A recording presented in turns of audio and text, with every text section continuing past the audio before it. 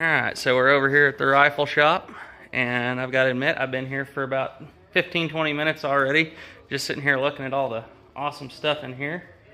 And now just look at this, guys. I'm going to flip the camera around here. So we got some guns over here. There's a Newtown musket. Got a Harper's Ferry, 1803, and of course, I just got to handle this bad boy. This is the wall gun, my dream gun. Nice big piece. But yeah, there's just all sorts of cool stuff here, guys. Got an old snap lock there. And what I'm here to pick up. Pattern 1776 British rifle with the drawing. Dutch wheel lock Fowler. And the snap-on's fouling piece. Pretty cool, pretty cool. And then I found a story after we came back and made them one. Yeah. And a pad or sample when we were in kind of not a race, but competition with 3 other companies. Yeah. And we made them the first one, and they liked it better.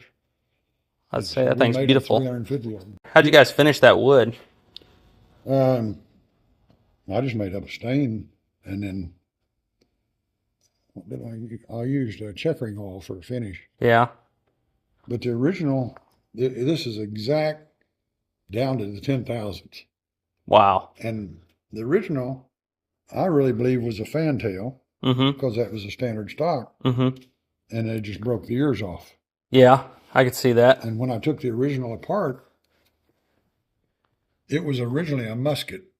Yeah, somebody rifled it later? No, it wasn't rifled. Okay. But it looked like they had a horseshoe file cutting metal off of it, thinning it down. It's really a lightweight gun. It was at this time that I was actually allowed to hold the Newtown musket. And I've got to say, I don't know what it is about this particular piece, but it is the most well-balanced matchlock musket I've ever held in my life. And it is very lightweight. It was cracked all over. Yeah. And I thought, well, I'll just fix them cracks and put slivers in there. And you can't even see them anymore, but when you get real pretty wood, it's going to crack. Yeah, because the grain's going all sorts of directions. Yeah. I don't think you can even find a crack in it now. It looks good. But it had stress cracks. There's a little one right there. Yeah. Just a little one, but man, you can't tell unless you're looking right at it. No. So, while we're here, the elephant in the room, the literal elephant in the room. Mind telling us a little bit about the wall gun here? Well, DeWitt Bailey helped me with that. In England, he sent me all the parts and the stock tracings, and I made up the stock. Yep. And then Ben Kugel made me the first barrels, and then he quit making barrels, so we have to turn the barrels here. Yeah. But it weighs 37 pounds on the average, depending on the wood. And surprisingly, you can throw it to your shoulder. Yeah, some people. I can for a little bit. But they shoot really nice if you load them decent. Oh yeah. I'm pretty excited about mine. And it's an almost perfect geometry in the lock. Yeah. Oh, beautiful sparks too. Yeah. That thing is just, Yep, I can't wait to get mine in. It might take me a while to build it. I got a few projects ahead of that. Volley gun. That's another one I may need down the road. They're perfectly useless. Oh, absolutely. But boy, they're cool. The ultimate home defense weapon right there. I built one for I have to ask Janie's name. He was one of the writers for Guns and Ammo. Yeah. And I built one for the Davy Crockett Museum in San Antonio. Oh, wow. And I said, well, why do you want that? Because it was never because of the movie. Because of the movie. Yep. And this writer, I can't remember his name. He said when he saw that movie as a kid, he always wanted one. Huh. So I built him one a couple of years ago, and it's on YouTube a lot, and shooting it and everything.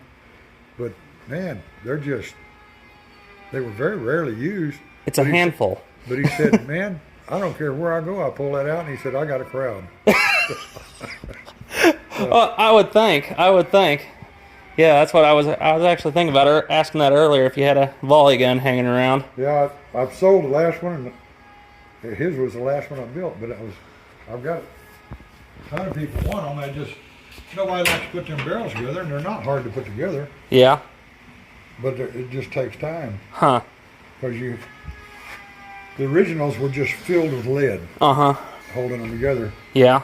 And if a barrel comes loose, then you got fire going in between the barrel, and it's going to come loose. So yeah. What we do is we drill into all the way through and put a screw in between the barrels, and then drill a touch hole in the screw. Gotcha. And then ream it out.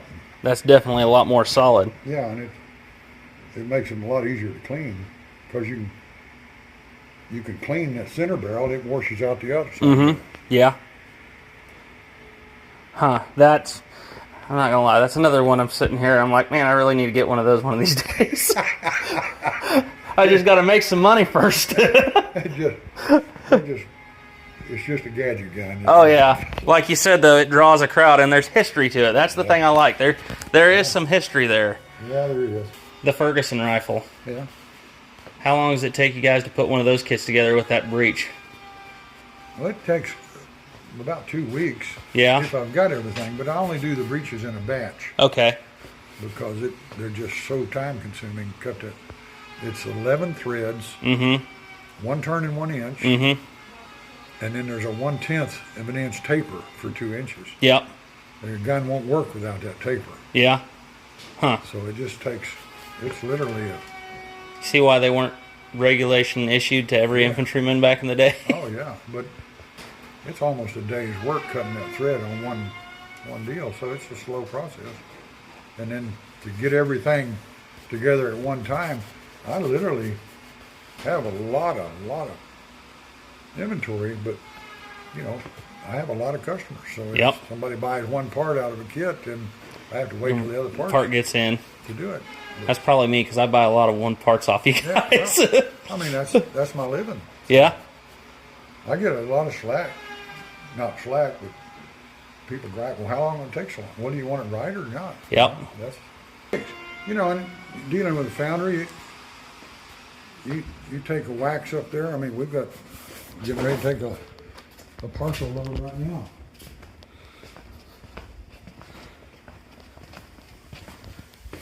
You take that little piece of wax to the foundry. Yep.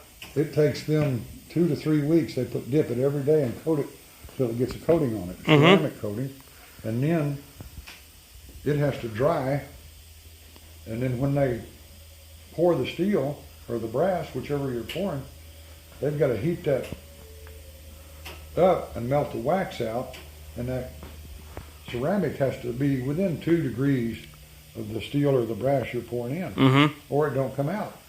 And man, you get a high humidity day, and it'll just crack that you have to start all over. Huh. So you got another 2 or 3 or 4 weeks waiting. Well, the nice thing about it is I may or may not have messed up a hammer or a frizzen here recently and got a little crack in it.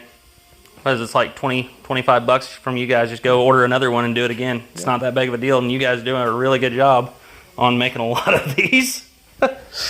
Well, we try. I got into it because I used to do a lot of restoration work, and there was just no parts. Mm-hmm. So I started making molds of every gun we would get in for down the road, and it's just kind of blossomed into what it is now. And it works. And it works, yeah. I gotta say, I was really impressed with, like, the first time I used any of you guys' parts was on, like I said, that Indian-made musket. Mm-hmm. And I case hardened the hammer or the frizzen and the mainspring, and I did all the springs. Yeah. And people were telling me that won't work because it's cast. And I was like, well, we're going to find out. And it worked. And I've ran hundreds upon hundreds of rounds through it since then, and it's still working. So Ricky Roberts and Brian Brown bought one of my early Fergusons, and they wrote a book on it. They put it through all the trials that Ferguson did in his show before the king, And they put 7,000 rounds through that gun. Wow. By the time they finished the book, and the mainspring broke. So it's, people say cast springs don't work, but back in the beginning, everybody used 1095 for their springs. Mm-hmm. And 1095 is so critical Mm-hmm. on the temperature on tempering. But it also work hardens, Yeah. and it will eventually break. Yep. And I was, back when Linton McKenzie was alive, I was discussing that with him.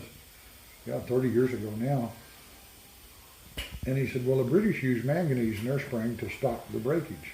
Yeah. So I went to the steel books and found 6150 is almost the same as 1095, but it's got manganese in it. Okay. And it was like night and day difference. I mean, it's very forgiving on tempering. And I don't care, it's like that guy, 7,000. I've got one gun I've probably put 4,000 or 5,000 through. Mm-hmm. And in 30 years, I've replaced one mainspring. Wow. So Wow. a lot of it is just, the steels you use and the techniques you use. Uh-huh. And you can take a spring made with 6150 and you can put twice the tension on it without ever worrying about it break, because it has, the manganese gives it more elasticity. I was going to say, whatever you guys did, it works well. Yeah, it does. Because, And there's people that say, well, you can't cast a spring. Well, if you use the right stuff, you can. yeah, It's that simple.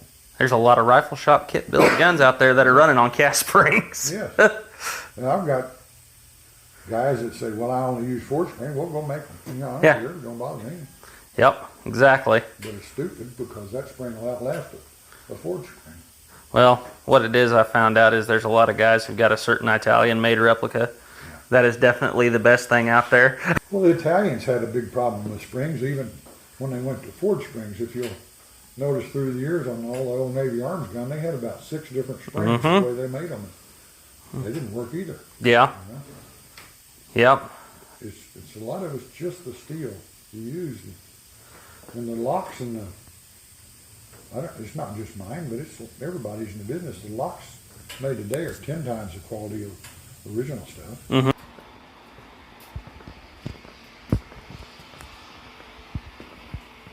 I got one in the other day. There's original. Yep. 77 out. Seen that on there. Maubeuge. Yep, and that one's made during the Napoleon's time period. It's got the Emperor stamp on it. Yep. This is a really neat one. It's early German transition to flintlock on a wheel lock plate. And it has basically early internals, but it uses wheel lock locking mechanism. Yep. And then it's got an automatic half cock. Huh. The dog On the dog? The dog is, you cock it back and it automatically comes on, works off a little cam underneath here. And then when you put it on full, that cam kicks it out of the way. Huh. And then you pull that sear back. And it drops it. And it drops it. Huh. Wow. So, I mean, the technology, you think we got technology today, but man, these people had to really put a lot of thought in it. And it's all done by hand. Yeah. Now I'm curious. What's that lock right there? It's a Dutch lock made for Prussia. Gotcha. And 1704 Prussian. 1704 Prussian. Huh. And this one here is just the predecessor to that one. Okay. Rounded off. Rounded Yep. face. And Okay. you'll find this similar lock right there Okay. with the maker's name on it. And he worked till 1720, from Wow. 1690 to 1720. But it's identical lock to this lock. Mm-hmm. That was what I noticed with that wheel lock I got from you guys. The casting process is done so well, you can still see the original engraving on it. You know, even if it's got a flaw, it's going to pick it up. Okay, yeah. And if I don't change anything to make it easier.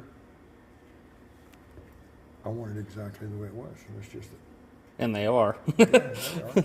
They are.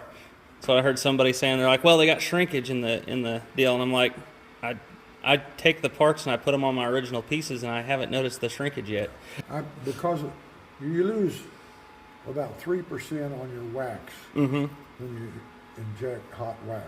Yeah. So what we do is we turn it and keep the temperature down so low that we're getting less than 1% shrinkage Okay. in that process. Okay. Yeah, well, works pretty good.